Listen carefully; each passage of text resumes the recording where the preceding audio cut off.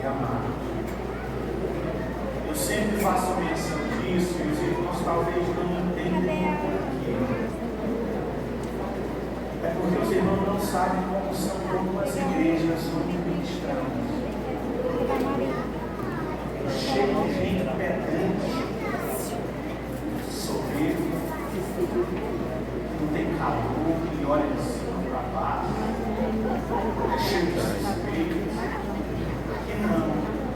Os irmãos têm a simplicidade do amor cristão. Eu quero louvar a Deus pela vida dos irmãos, porque um crente tão abençoado, que até depois de levar uma palavra de correção, ele ainda fica feliz. Ele ainda fica sorrindo e ele ainda agradece. Não acredita nisso? Só crente, irmão, só crente de verdade. Que a diferença entre o bode e a ovelha é que o bode, quando ele é açoitado, ele dá uma rata, a ovelha não.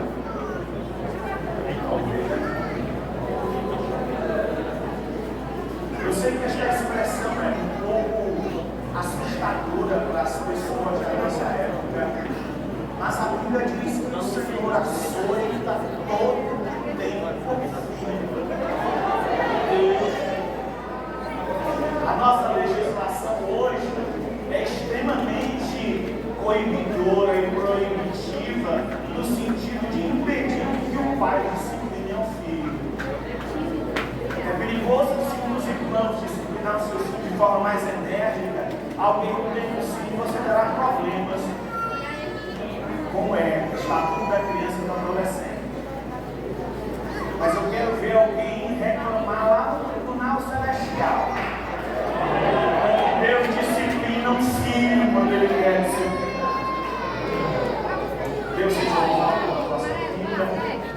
Eu quero agradecer ao pastor Osório pela generosidade que permite que nos faça essa atividade às vezes.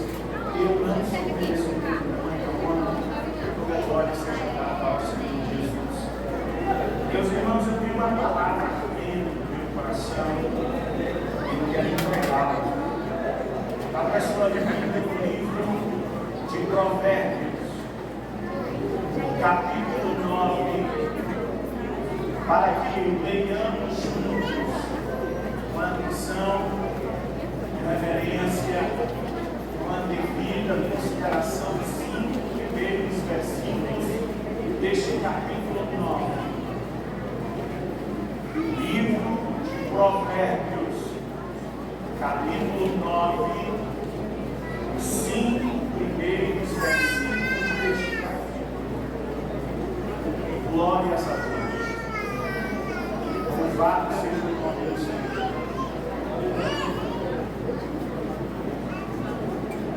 Os irmãos encontraram o texto sagrado. Eu gostaria de pedir a gentileza de ficar mais a leitura da Bíblia. Você não esqueça a sua Bíblia, não feche os seus olhos. Precisaremos consultar algumas escrituras para conferir se há alguma relação de compatibilidade entre elas. Porque se os irmãos identificarem esta relação de compatibilidade, nós estaremos percebendo uma relação de um princípio espiritual sendo desenvolvido com a noiva do Cordeiro, quando ela seguiu a palavra do Senhor.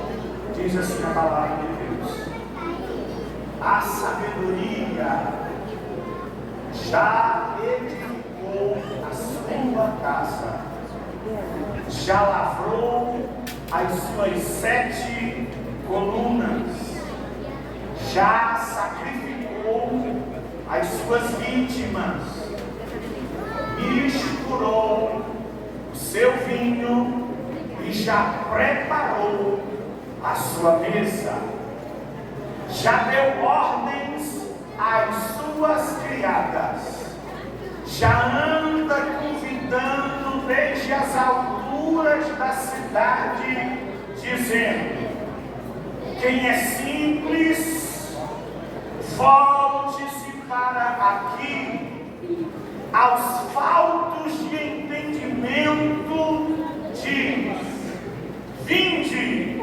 comei do meu pão e bebei do vinho que tenho misturado.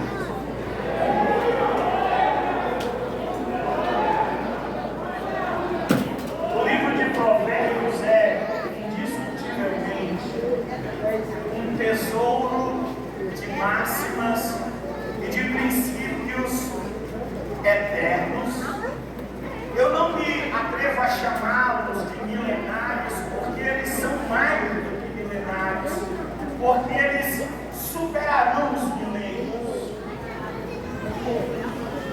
Deus deu sabedoria a Salomão e a outros para que considerassem, refletissem e chegassem a conclusões e as resumissem em ditos, em sentenças, em pequenas frases, que muitas vezes são lidas de forma rápida e desatenta, e por isso não é possível extrair muitas vezes a sabedoria proveniente das mesmas. A sabedoria do Oriente é diferente do nosso contexto e do nosso conceito de sabedoria ocidental. Para nós, sabedoria é confundido com acúmulo de conhecimento, cultura, acúmulo de informações. No Oriente, não. Sabedoria transcende o campo da teoria e vivencia-se no cotidiano, através da prática, através da vida. O livro de Provérbios é indiscutivelmente uma joia que bem faríamos nós se todos os dias do mês lêssemos pelo menos um capítulo de Provérbios por dia. Leríamos Provérbios todos os meses e os teríamos lido 12 vezes no ano. E conseguiríamos nos familiarizarmos com o texto para então extrairmos dele os princípios dele contínuos. Da imensa gama de assuntos tratados neste livro, chamou minha atenção as declarações, os termos e as sentenças exaladas neste texto que aparentemente nada tem a ver com o nosso contexto, mas quando nós analisamos, nós chegaremos a algumas conclusões interessantes.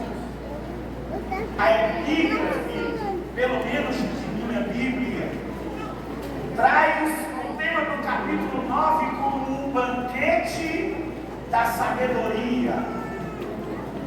Há dois termos interessantes aqui: banquete e sabedoria.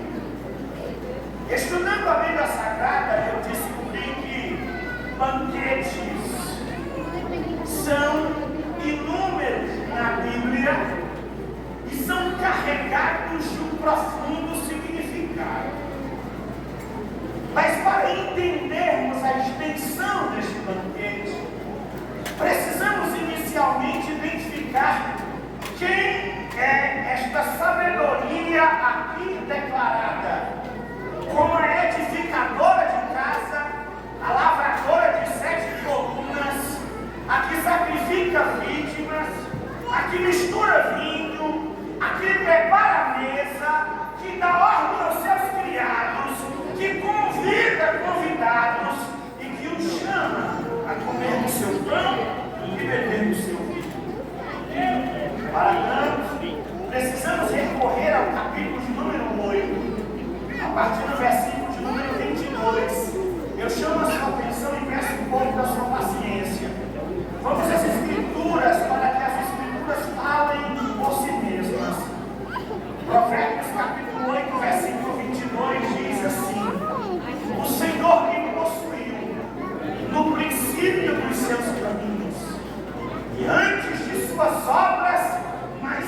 antigas. Desde a eternidade fui ungida. Desde o princípio, antes do começo da terra.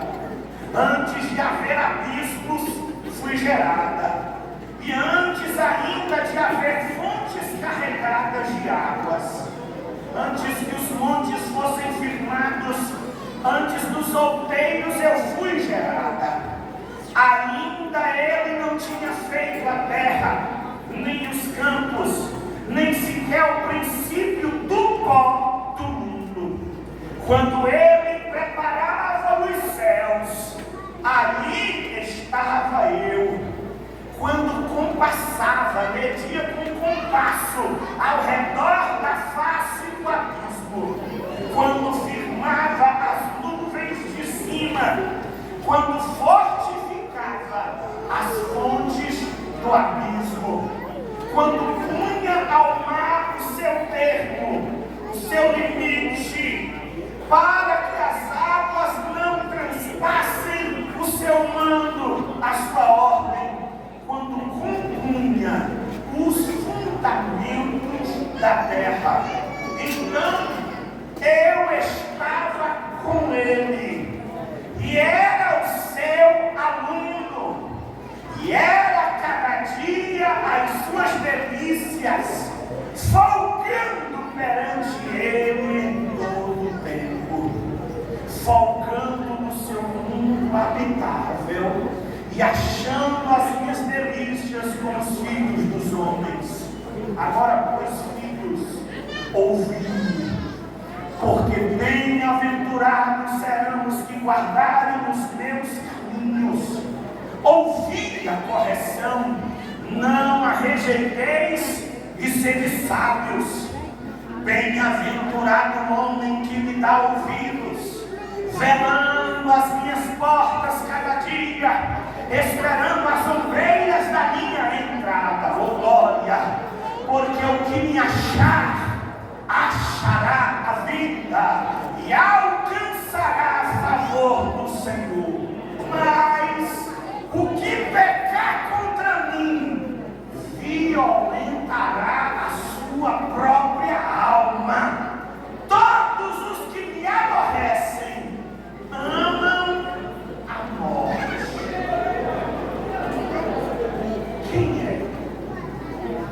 Quem é esta sabedoria? Quem é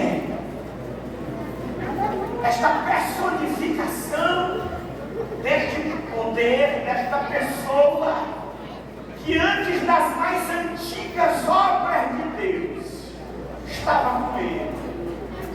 Irmão, não tem outro, é só ele. No princípio era o Verbo, e o Verbo estava com Deus, e o Verbo era Deus. Ele estava no princípio com Deus. Todas as coisas foram feitas por ele, e sem ele nada do que foi feito se fez. O apóstolo Paulo escrevendo aos Colossenses, ele disse: ele é antes de todas as coisas, e tudo subsiste por ele, porque nele habita corporalmente toda a plenitude da divindade. Quem é essa sabedoria?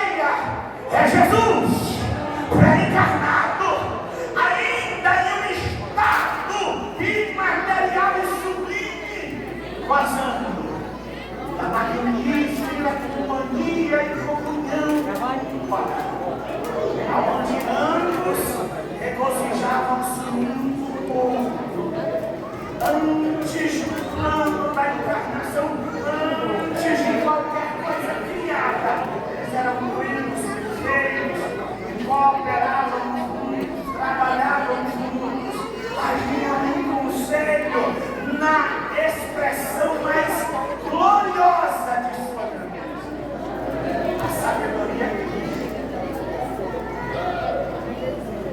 Por favor, acompanhe o meu entendimento antes de julgar.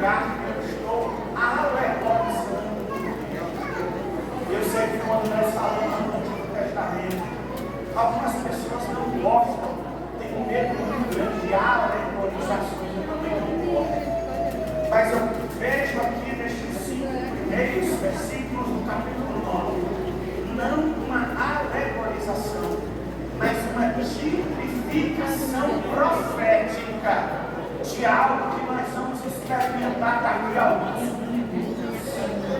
Há aqui uma indicação de um tipo que é tipo. Tipo é um fato, pessoa ou ocorrência do Antigo Testamento que aponta, prefigura, profetiza, indica uma verdade a se cumprir plenamente no Novo Testamento. Irmãos, já que identificamos quem é a sabedoria, agora pensemos alguns instantes sobre o seu banquete. O seu banquete é um banquete preparado de forma cuidadosa e detalhada. Observe o que diz o versículo 1. A sabedoria já edificou a sua casa. Oh, glória! Eu gosto deste texto, irmão, e eu destaco aqui aos amantes da Bíblia como eu. Há 2 termos aqui que me chamam a atenção. Primeiro, edificou. A expressão edificou está